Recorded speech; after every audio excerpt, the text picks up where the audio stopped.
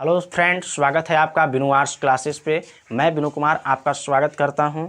जैसा कि कल का जो वीडियो आया था, बहुत से बच्चों के मांग पर बायो का वीडियो आया था, जिसमें से हम आपको मानव स्वास्थ्य एवं रोग के चैप्टर में से एक रोग के बारे में पढ़ा दिए थे, जिसमें से आपको वह जो रोग था वह डायबिटीज था, या चिनिया रोग जिसको बोलते हैं, मधुमेह बोलते हैं, वह क्या है तथा उसके लक्षण, नियंत्रण एवं रोकथाम के उपाय।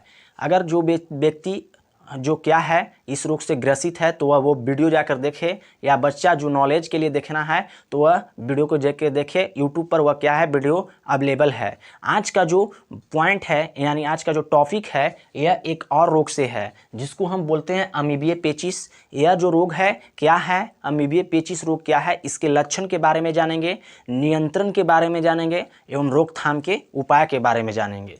तो सबसे पहले अमीबिया पेचिस का जो है यहाँ पे हम परिभाषा लिखेंगे। तो बाबू यहाँ पे परिभाषा बहुत ज़्यादा लंबा हो जाएगा, इसीलिए हम परिभाषा 2 से 4 बार आपको रिवाइज करा देंगे, आप नोट्स बना लीजिएगा, ठीक है। तो सबसे पहले चलते हैं, अमीबिया पेचिस क्या है। अमीबिया पेचिस को सुनिएगा, अमीबिया पेचिस को बोलचाल की भाषा में आंव पड़ना तथा शूल्य पड़ना कहते हैं। अमीबिया पेचिस को बोलचाल की भाषा में आंव पड़ना तथा शूल्य पड़ना कहते हैं। अमीबिया पेचिस को बोलचाल की भाषा में आंव पड़ना तथा शूल्य पड़ना कहते हैं। आंव पड़ना तथा शूल्य पड़ना कहते हैं। यह एक प्रकार के प्रोटोजोआ से होने वाला रोग है। यह एक प्रकार के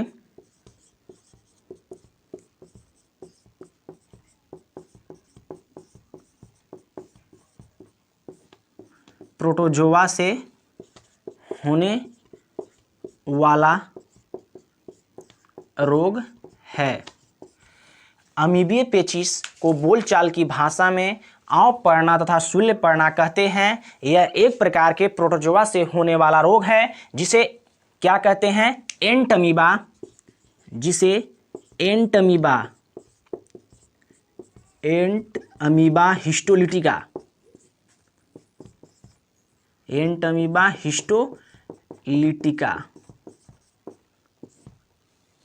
जिसे क्या कहते हैं, एंटमीबा हिस्टोलिटिका कहते हैं। जब यह प्रोटोजोआ क्या होता है, मनुष्य के शरीर में प्रवेश करता है तो सबसे पहले आंत को क्षतिग्रस्त करने का काम करता है। सबसे पहले जब यह प्रोटोजोआ क्या होता है, मनुष्य के शरीर में प्रवेश करता है तो आंत को क्षतिग्रस्त कर देता है, जिसमें से क्या होता है, रोगी के मल के साथ म्यूकस एवं रक्त क्या होता है, बाहर निकलने लगता है।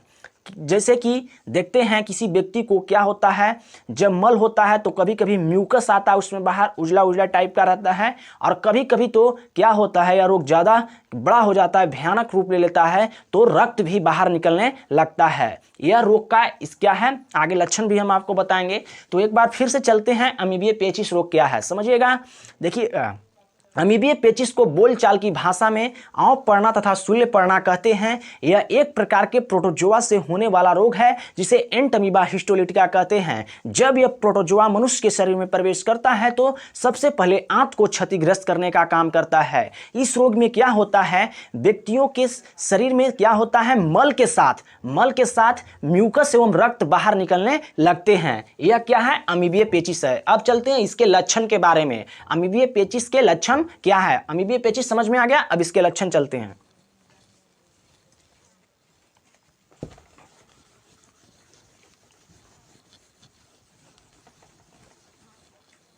देखिए, लक्षण देकर डैश दीजिएगा।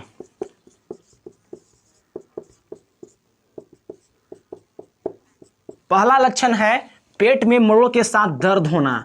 क्या होता है, जब कोई व्यक्ति अमीबिया पेचिस रोग से ग्रसित हो जाता है तो पेट में मरोड़ के साथ दर्द होता है।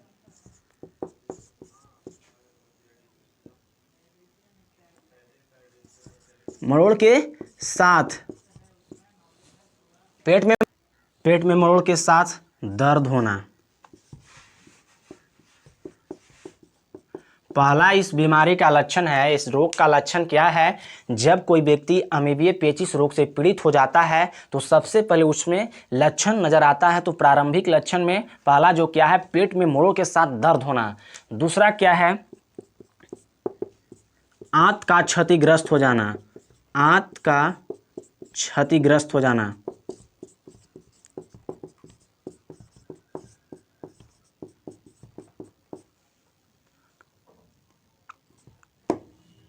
आंत का क्षतिग्रस्त हो जाना। अगर इस बीमारी में क्या होता है, कभी कभी आंत का क्षतिग्रस्त हो जाता है, आंत क्षति हो जाता है, तब क्या होता है कि जिसमें से मल के साथ म्यूकस एवं रक्त बाहर निकलने लगते हैं।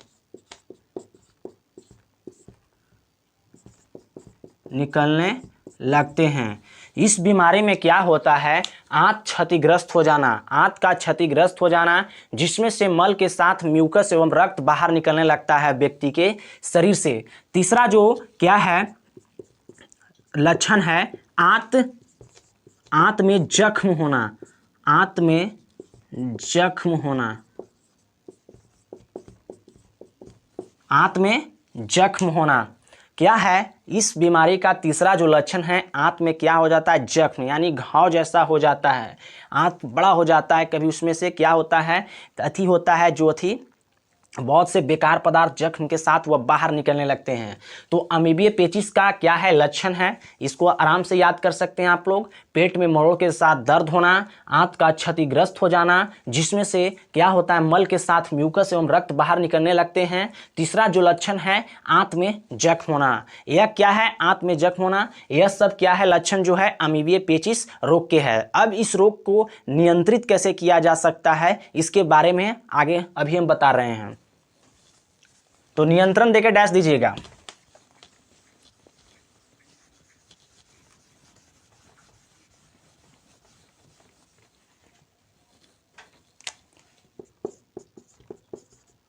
नियंत्रण में क्या है, सबसे पहले नियंत्रण में मुख्य रूप से हम लोग देखते हैं, एक क्या है नियंत्रण में सबसे पहले क्या है कि इस रोग से ग्रसित व्यक्तियों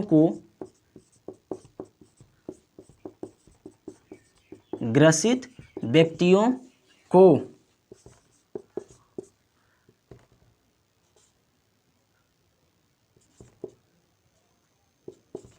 तालाब या नदी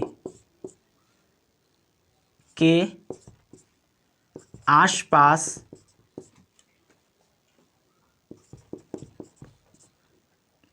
या किनारों पर मल का परित्याग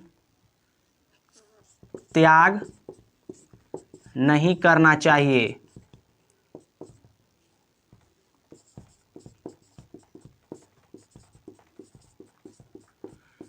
इस रोग को नियंत्रित किया जा सकता है कैसे बाबू नियंत्रण में, तो नियंत्रण में एक पॉइंट जो है यही महत्वपूर्ण है। इस रोग को नियंत्रित करने के लिए क्या किया जाएगा, जो पेशेंट है या रोगी है उसको जलाशय के किनारे यानी किसी तालाब या नदी के आसपास या किनारों पर मल का परित्याग नहीं करना चाहिए। अगर वह व्यक्ति ऐसा करता है तो क्या हो जाएगा, वह पूरा जो पानी है वह इस रोग से क्या हो जाएगा, जैसे कि अब जो बीमारी है और वह बैक्टीरिया जो है प्रोटोजोआ, वह क्या हो जाएगा उसमें समा जाएगा, और कोई जो व्यक्ति उसमें नहाया जाएगा या किसी प्रकार के काम करेगा उसमें, तो वह व्यक्ति क्या हो जाएगा, इस रोग से ग्रसित हो जाएगा। तो क्या करना चाहिए, इस रोग से ग्रसित व्यक्तियों को तालाब या नदी के आसपास किनारों पर मल का परित्याग नहीं करना चाहिए। तथा दूसरा जो क्या है नियंत्रण में, रोगी के मल को मिट्टी में गाड़ देना चाहिए। रोगी के मल को मिट्टी में गाड़ देना चाहिए।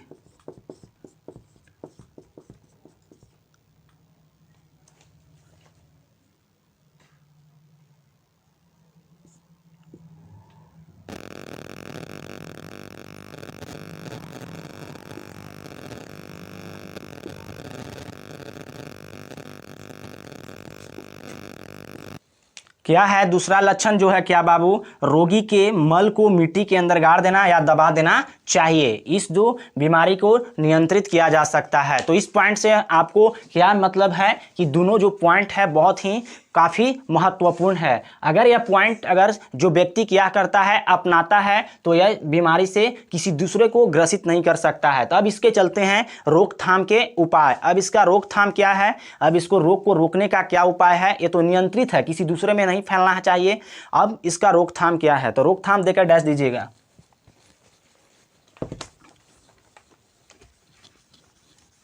रोकथाम में आपको बहुत ही महत्वपूर्ण है जो एग्जाम में आता है। रोकथाम में देखिएगा,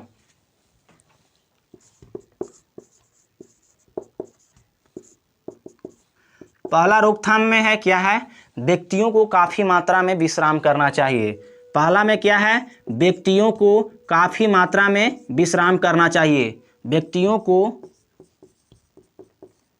काफ़ी मात्रा में विश्राम करना चाहिए।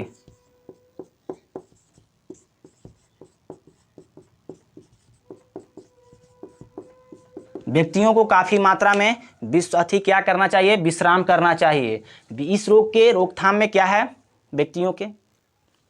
व्यक्तियों को काफ़ी मात्रा में क्या करना चाहिए, विश्राम करना चाहिए। दूसरा क्या है बाबू, इस रोग को रोकथाम करने से रोका जा सकता है। दूसरा में क्या है, ताजे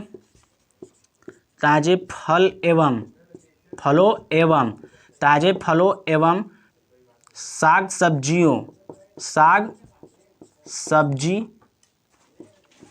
सब्जियों का सेवन, साग सब्जियों का सेवन अधिक से अधिक करना चाहिए। अधिक से अधिक करना चाहिए। दूसरा क्या है, इस रोग का रोकथाम क्या है, व्यक्तियों को ज़्यादा से ज़्यादा ताजे फलों एवं साग सब्जियों का अधिक से अधिक क्या करना चाहिए, सेवन करना चाहिए। और यह जो क्या है, ताजे साग सब्जियों को अच्छी तरह से धोकर खाना चाहिए। ये नहीं कि बाजार से लाएं और वैसा ही क्या करें खा लें, तो क्या है बहुत ही ज़्यादा अथी है। क्योंकि आजकल जितना भी साग सब्जी ताज़ा हो सब बहुत से रासायनिक उर्वरकों के छिड़काव से क्या हो रहा है। तो क्या करना चाहिए, फलों एवं साग सब्जियों को अच्छी तरह से आगे धो लीजिए, उसके बाद खाइए। पहला में भी बताया रोकथाम में व्यक्तियों को काफ़ी मात्रा में विश्राम करना चाहिए। दूसरा में ताजे फलों एवं साग सब्जियों का सेवन अधिक से अधिक करना चाहिए। तीसरा जो रोकथाम है, रोगी को हल्का तथा सुपाच्य भोजन करना चाहिए।